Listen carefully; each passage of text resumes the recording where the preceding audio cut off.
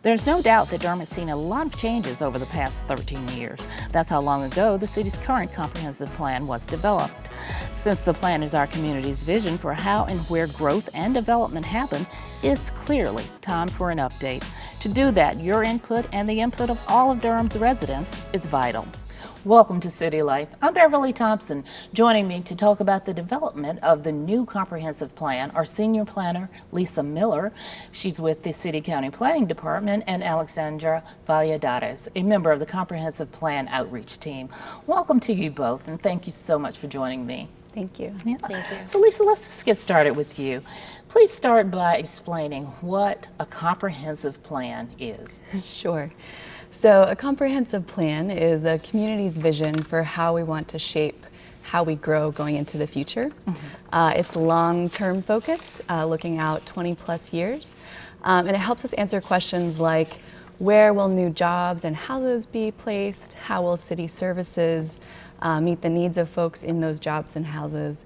And how do we implement and fund all of those changes? So in a nutshell is how the city is going to grow. Exactly. And all of the elements that are part of that. That's including building, parks, and you name it, huh? Absolutely. Okay. Yep. So Alexandra, you're a part of the outreach team. What motivated you to be involved in this work? And you're a volunteer, right? I'm a volunteer. Uh-huh.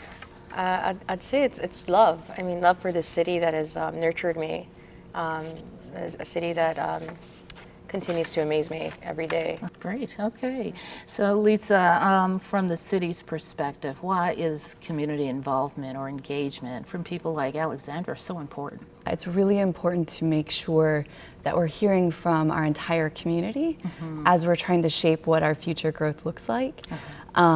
We haven't always done that well as a local government. So we are trying to work hard with folks from the community like Alexandra to help us understand what barriers exist to folks coming and helping us figure out what that vision is, so that we can have a more representative vision of what our full community wants to see going forward. So Alexandra, why do you think community or public engagement in this process is so important? Engagement does at the heart have to be inclusive of the many different voices, and so I'm just glad to look across the room when I go to the meetings and to kind of see folks that I've seen in different spaces and new folks that I have never seen, because that's also showing me how our city's growing and how we are bringing people to the table that haven't always been at the table. Cool. Okay, so Lisa, who are all of the groups and the stakeholders who are actually involved in the comprehensive plan process, and who is coordinating the whole process development? So our most important stakeholder, again, is the community, but we have a number of folks who are helping us make sure that we're hearing all of the different voices in the community. So we have, as Alexandra mentioned, the outreach team, which is made up of a group of community folks who volunteered to help us with that work. We also, the Joint City-County Planning Committee is a group of city and county elected officials and planning commission member who are helping us make sure that as we're going through this process, they're giving us guidance and feedback on how we're doing this work so that it's tied into our elected officials' understanding and hopes for the community, as they'll be the ones who will need to approve this in its final form. And we'll also be asking them to, as we're bringing community input, into creating guiding principles for how we move the plan forward. They'll be asked to both adopt those and show that those are what we agree upon as a community, and then to help us hold ourselves to those principles that came directly from community input. You may have mentioned this, but how long is this process to develop the plan? Yeah, it's a long one. We have a lot of time that we need to invest in this because it is comprehensive. It covers so many different aspects of how the city and county work. We anticipate the overall timeline being about 3 years, and we've been doing 5 or 6 months worth of work in the background, kind of setting the process up so far. So I guess the obvious question is, why is an update of this plan needed right now? That's a great question. Our last comprehensive plan was adopted in 2005. So we're in a very different situation than we were nearly 15 years ago. So we have seen tremendous growth in both jobs and new residents. We also anticipate looking into the future that is going to continue to grow. And so we need to figure out how and where all of these jobs and people will go. And how do we make sure our services function in a way to make sure that can all happen successfully. But I think one of the most important things to us in thinking about this is ensuring that as we are looking forward into the future, that we do a better job of centering equity and ensuring that the entire community of Durham is actually benefiting as the community is changing and growing. So Alexandra, with all of your community involvement, can you talk about some of the effects of inequity that you've seen here in Durham and why you feel like this, the development of the plan is such an important issue to be involved in? Definitely believe in equity being centered in every single process and every approach, that we are definitely being intentional about equity. I think that the history of Durham shows where we have gone wrong in the past, and I think about the fact that I'm a graduate of NCCU and that I very familiar with the corridor like Fayetteville Street and knowing the history of that and knowing what transpired then years ago. So it's like we grapple with the many ways that communities have not been brought to the table, or voices have not been included, or decisions have been made for folks, and how problematic that is, because even with the best of intentions, when people are not in the conversation, it just feels like this is something that's predicated on other people speaking on behalf of folks. And so I think that this process, the fact that there's intentionality in having conversations and taking time. I think that sometimes we want things to happen quickly. Right. And I understand people who are like, let's just get it done. Yeah. And with whatever limited information we have, we can do it now. But even the approach of just bringing folks and saying, we really want to listen. Do you have a special interest in planning? I actually signed up for the next planning training that they have. Oh, So great. because of this process, I'm constantly learning, and that's something else I love about this city, because I have been around, and I definitely know like that there's sidewalks that need to be repaired. Right. I've witnessed some community members coming to city council meetings and talking about roads that need to be repaired, and I've talked to folks that and I'm also as somebody who lives in Durham and sees these things like in parks, like I'm like always constantly thinking about like things that I appreciate and love about my city and things that could be better. But when it comes to like the planning that goes into it, that's not something that I have in my wheelhouse. And so when I saw the opportunity as a result of being a part of this outreach team, it's been about how do I best prepare, and how what kind of tools are made available to us to learn a little bit more about what goes into it. So I have the feedback and I have the experience, but then I get the training and learning and tools. So it's like that's been super rewarding for me. Great, that's great to hear. I know it must be rewarding for you as well to know that you're reaching people like that. Absolutely. Yeah. So you said this is a 3-year process. What stage are we at now? So we have been working primarily on setting ourselves up for a successful engagement process moving into the development of the plan. So we've been working for the past 5 or 6 months. We did a process to pull together the outreach team, a public process where folks could volunteer to participate. And then we've been doing a lot of work to work with the outreach team over the last few months in order to provide some, as Alexandra mentioned, some of the information and education that will help folks understand more about the process, getting feedback about how we're sharing those messages so that we understand where our language is not accessible to folks and needs to be more relatable to the experience folks in the community have. And gearing up towards our first community engagement events that are held in November. So Alexandra, why do you think it's important that the process of developing this plan actually begin with engagement before anything else is done? You can have the best of tools and you can have the best process.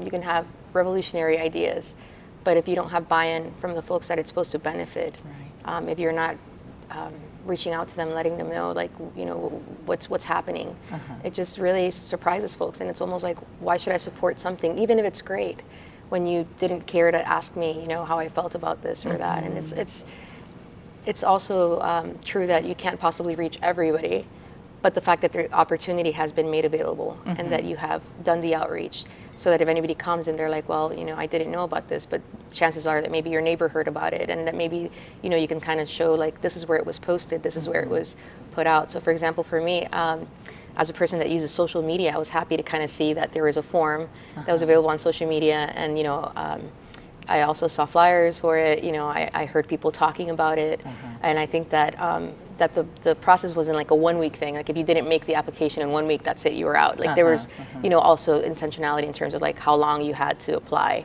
And I have to own that I didn't apply the very first day I saw it, but I did get a chance, and it was definitely considerate of time and working families and, you know, folks that have many different things that they're involved in, to be able to join it. And something else that I loved about it was that even after folks were selected, and there were some folks that realized they couldn't make it, that invitation was still open so that people could join in even after the process had closed in a way. And I'm just like, that is really what's beautiful about this, the fact that, you know, it's there was care to select, you know, from the people that were coming in, but there's also like not shutting anybody out who really wants to be a part of the process. Yeah. Lisa, it sounds like you guys made all the right moves in terms of outreach. So how were all these people selected?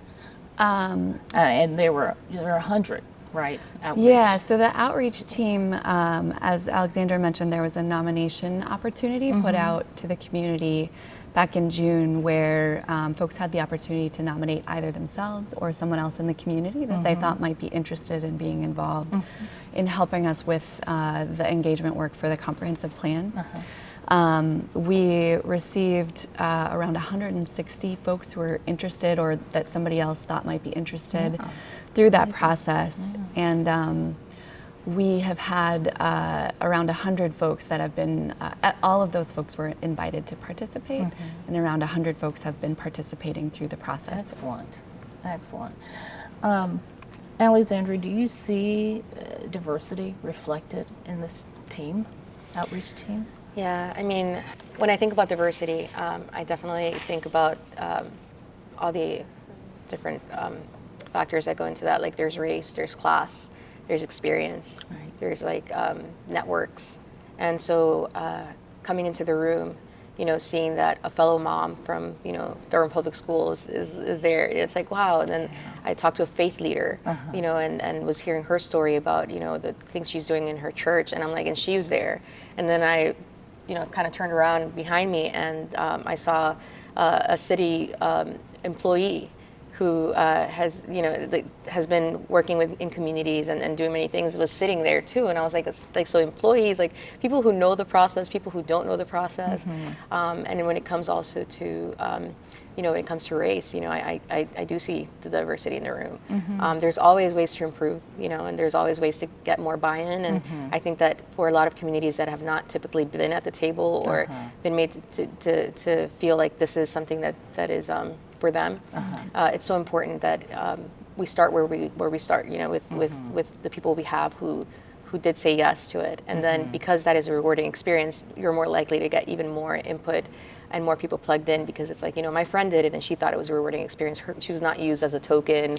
She was not just there to, you know, look pretty or to just, you know, add, you know, her experience as somebody representing X or Y community, but her input was really taken into account.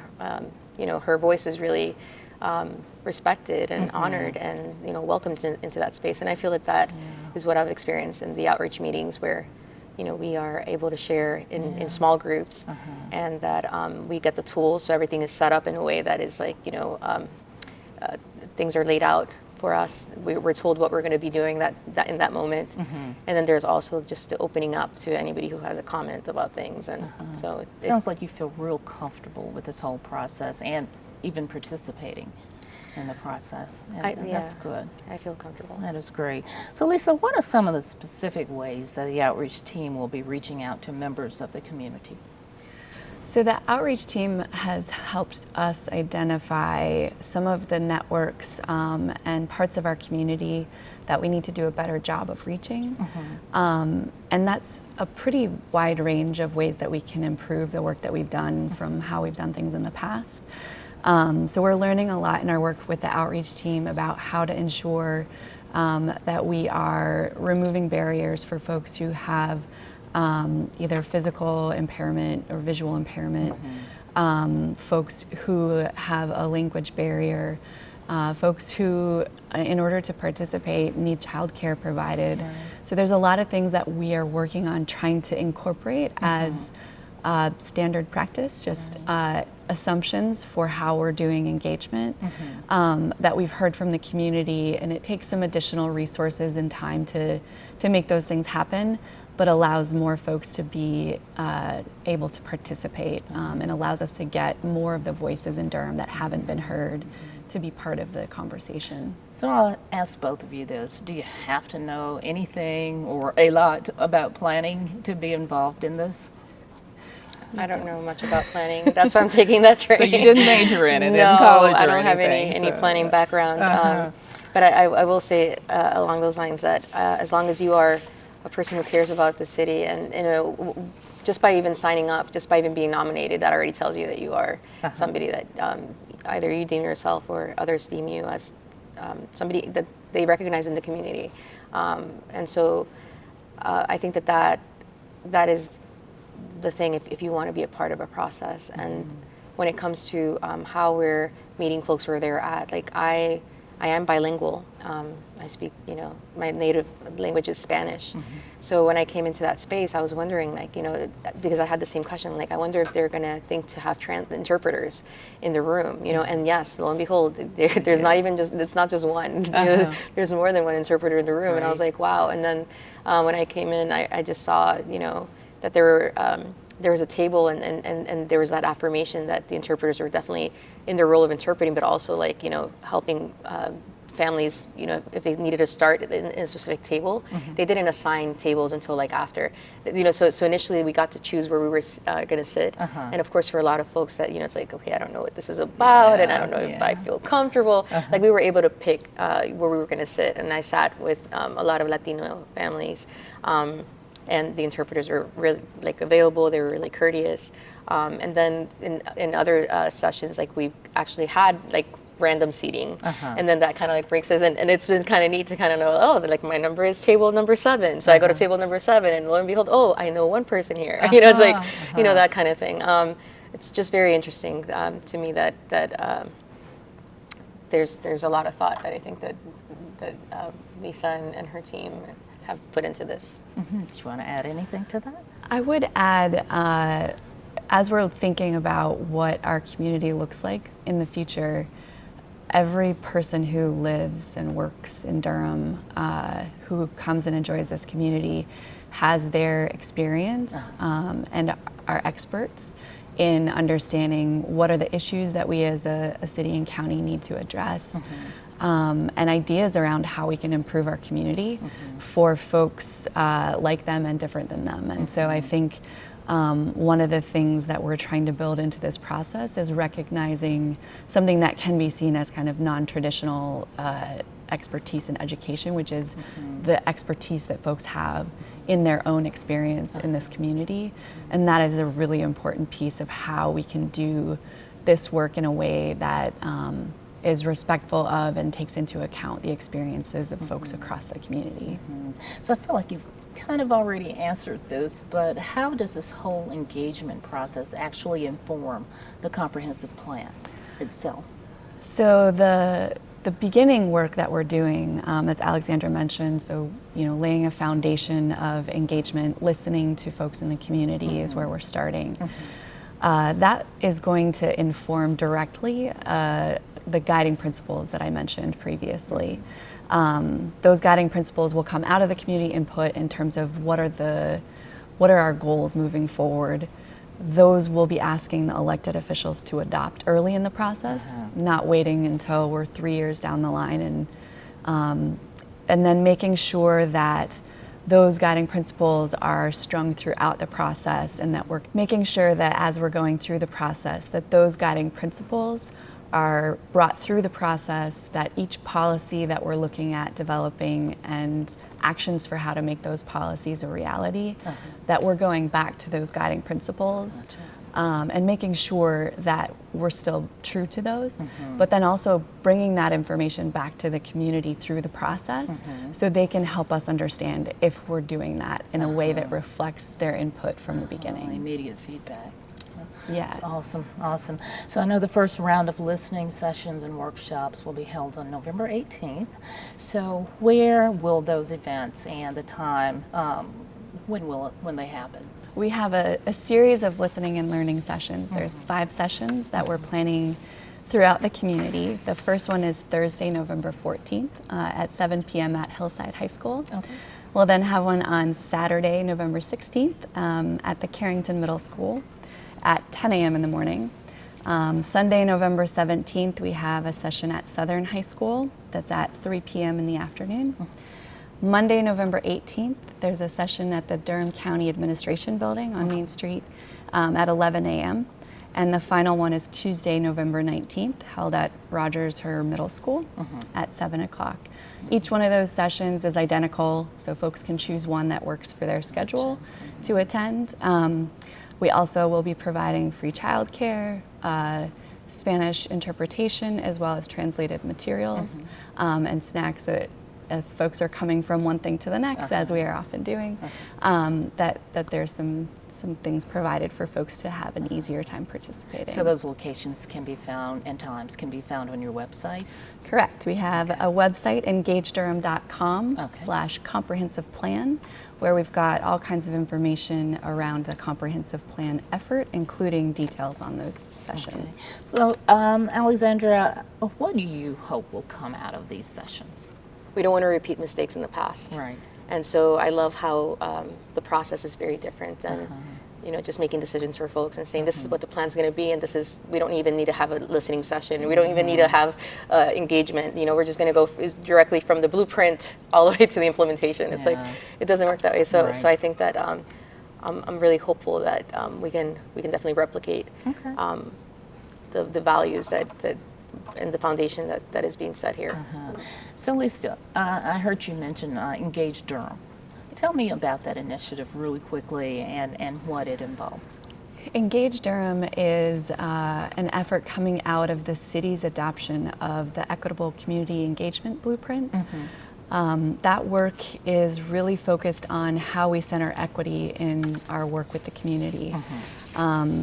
Engage Durham is a pilot effort trying to bring together a number of different departments and city and county projects to coordinate the work that we're doing on those projects and to look at what are the ways that we can start to hear more of the voices and involve more folks who have the potential to be most adversely impacted by the policies and programs that we're developing. Okay.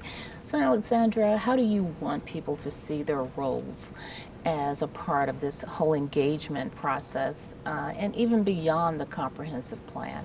Does this have any impact beyond that? It's just beautiful to kind of see the stepwise development that everybody can be their own advocate. They can. We know what we need. I think that we all know what helps us and what we need, and so the more that we set up processes that allow folks to speak and for it to be their voice and not somebody else's voice but their own voice, that's what I think our roles are. Yeah, makes it definitely a community kind of engagement. It is our community. Lisa, is there anything else you want to add about this whole process and why engagement is so important to the comprehensive plan development process? I do think it's important to highlight that the work that we're doing is not work that we've done before in the way that we're approaching our engagement for this process. So we understand that we may not get everything right the first time. We're trying to listen to the community as we are figuring out how to move forward with the engagement work with folks like Alexandra on the outreach team.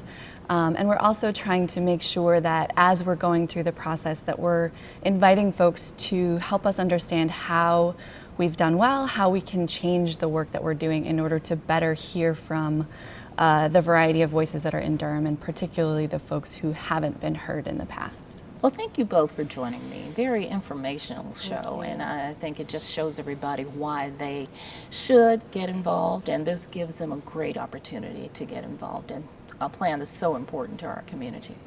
What you think? Thank you. Thank you. That does it for City Life. Don't forget to follow us on social media. Watch us on the Durham Television Network and on YouTube, and listen to our podcast on iTunes. I'm Beverly Thompson. Thank you for joining me to learn more about City Life in Durham.